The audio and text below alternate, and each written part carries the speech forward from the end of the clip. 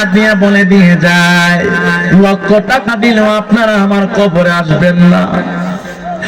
আমি লক্ষ টাকা আমাকে দিলেও আমি আপনাদের কবরে যাব না। আপনারা আওয়াজ করে বলেন, আসল বাড়িটার নাম বিল্ডিং না কবর? বন্ধুরে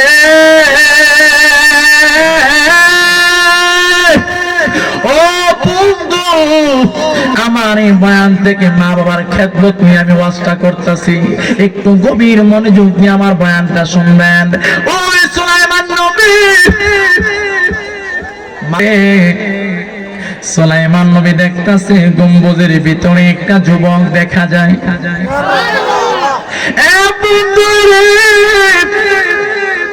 ওই গম্বুজের ভিতরে একটা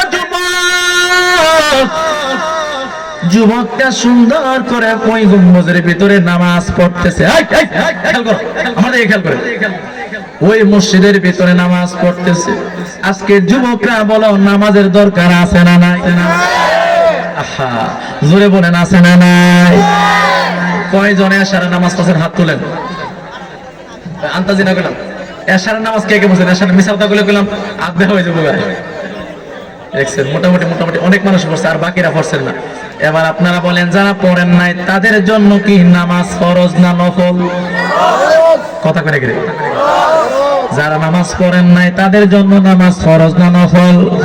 কিন্তু আপনারা যে নামাজ পড়েন নাই গো, বলেন আপনারা আল্লাহর দরবারে কি জবাব দিবেন?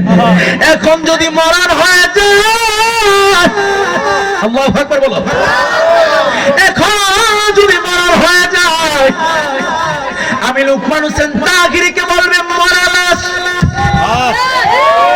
কথা বলে আমাকে বলবে মরা লাশ। যে গাড়ি দিয়ে আমি জীবিত আসছিলাম, ফোন দিয়ে আমার বাবাকে বলবে, হে লোকমান হোসেন তাগিরির আব্বা, আপনার ছেলে ওয়াজ করতে করতে হার্ট স্ট্রোক করে বা ব্রেন স্ট্রোক করে মারা গেছে। আপনার ছেলের লাশ আমরা গাড়ি দিয়ে আনতাছি। কথা কোন ঠিক না বেঠি?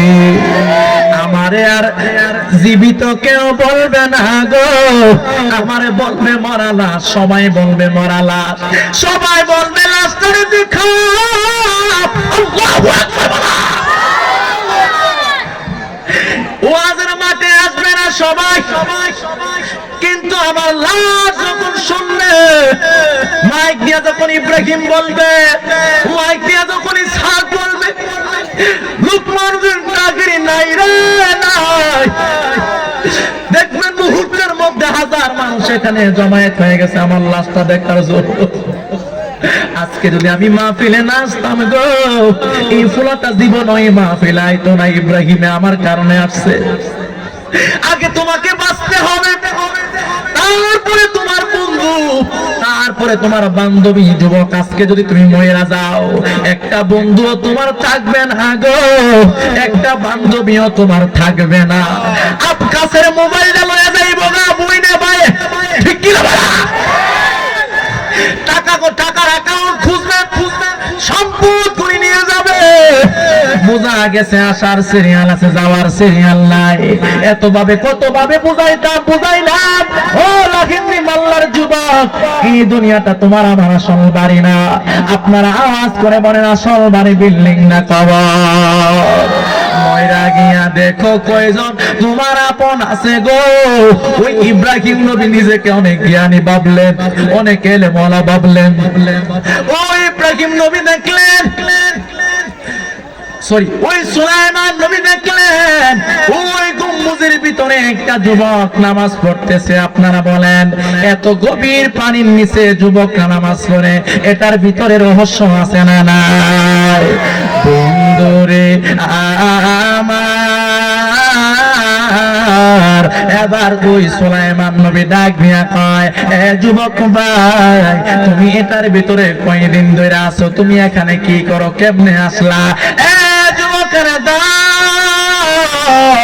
ওই সুলাইমান নবী বললেন, এত গভীরে থাকো সাগরের নিচে, কোন দিনে পারে নাই, একমাত্র আমার একটা মানুষে গিয়া তোমার গম্বুজটা এত গভীর থেকে আনছে। তুমি কেমনে এটার ভিতরে থাকো গো? তোমার এটার ভিতরে কে পানি ঢুকে নাই? যুবক দেখেন কি বলে, এ সুলাইমান নবী,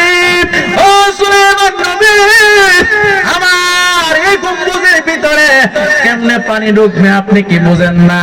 আপনার এই যে উম্মত, একজন মানুষ যে আমার গম্বুজটারে নিচ থেকে তৈলা আনছে, তারে কি নাক দিয়া পানি ঢুকে নাই?